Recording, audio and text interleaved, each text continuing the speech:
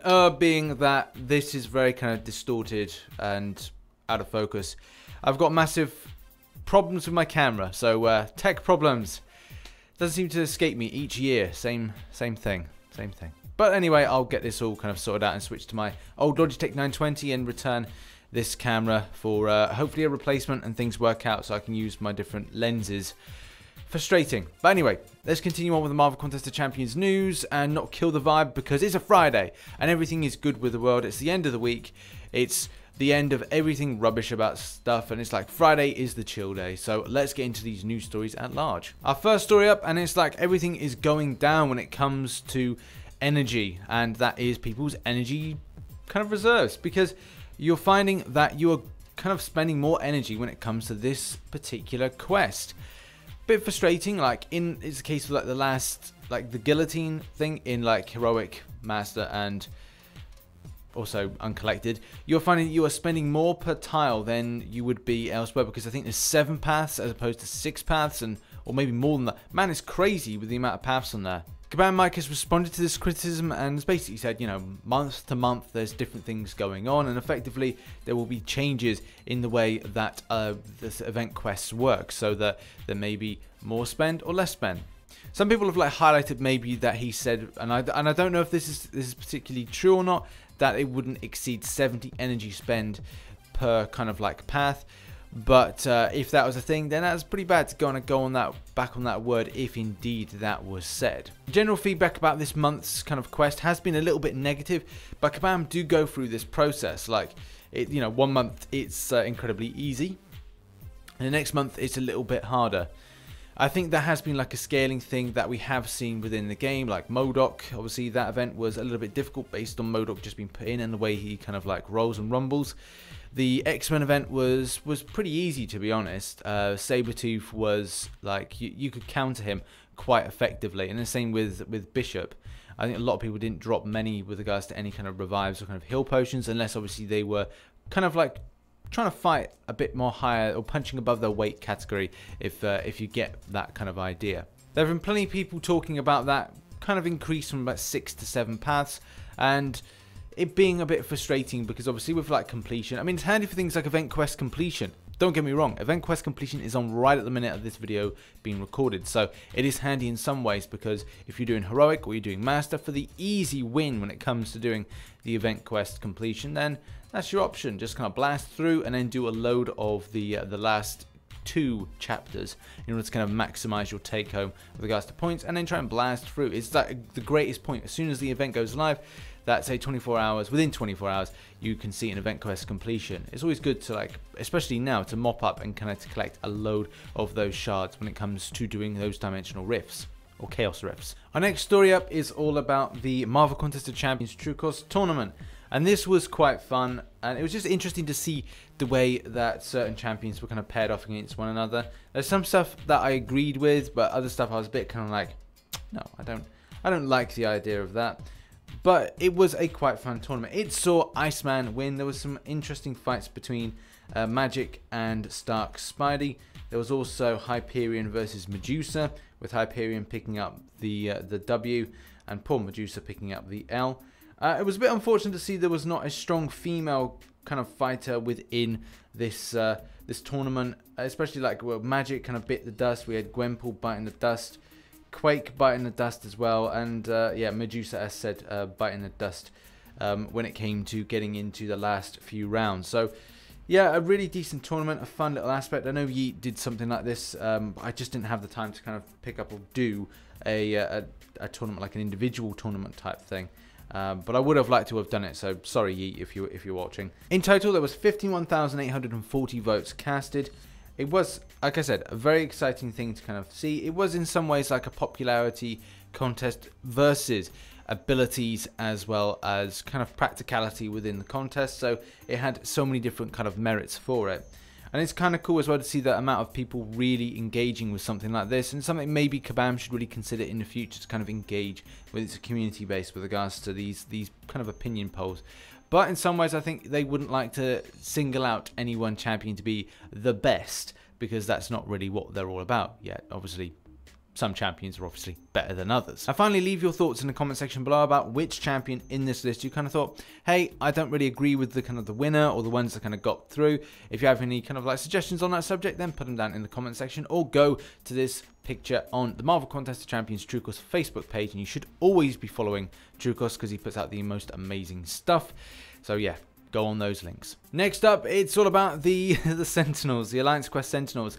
The war rages on with them.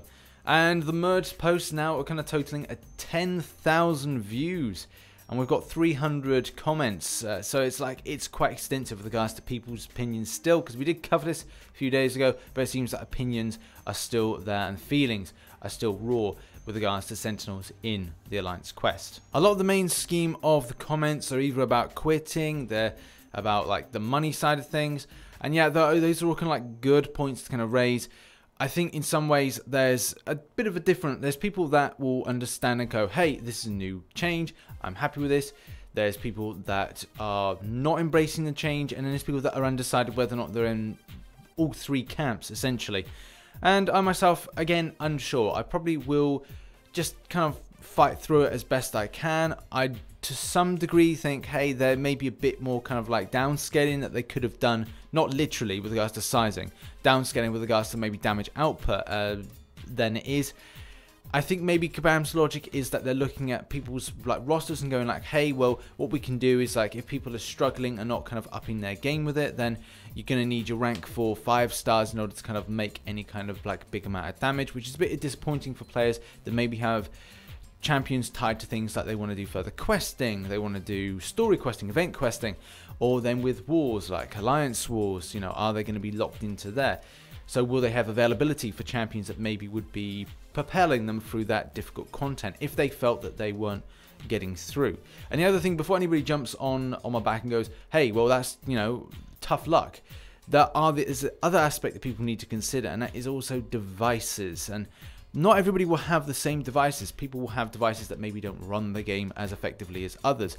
And that's that level of consideration, I think, again, and I say this all the time, being part of a community is considering not just yourself, but also another person, and having that kind of foresight to kind of go, hey, wait a minute, but like, I'm running an iPhone 7 Plus, it's good, it's effective, but what of those people that maybe are running an Android that's maybe back 2 or 3 years ago? And also even those people that are running a down kind of graded model of iPhone than myself. A lot of people are experiencing problems on iPhone 6 and iPhone 6s. So like, I think that's the thing about creating something or speaking about something that is for everybody as a community, not just kind of representing of my own experience, because someone else will have a different experience to myself. Whether if you have empathy or not, what is your takeaway and what's your thoughts on this particular Alliance Quest Sentinels thing? Is it now continuing to a point where something has definitely got to be done? What is your takeaway? Put it in the comment section below. Okay, we're back over to Marvel Insider. Unfortunately, you've missed the point if you wanted to kind of like do beginner, normal, heroic, and obviously put your points in for the X-Men Future, Savage Future, one of the things. It's just Savage event. So now that we're on to the next one. So if you complete your beginner, your normal, and your heroic, make sure you're claiming your points with regards to Marvel Insider in the activity section. There are a few more things with regards to Avengers, but the main thing is that rewards have started again for this month, and we have got 2 not really impressive ones. People have been commenting on this particular one not being quite so good, and that is the Black Order bundle. The bundle is shaped down at 125,000 points, and it sees a big change away from the Sentinel one, which is 200,000 points.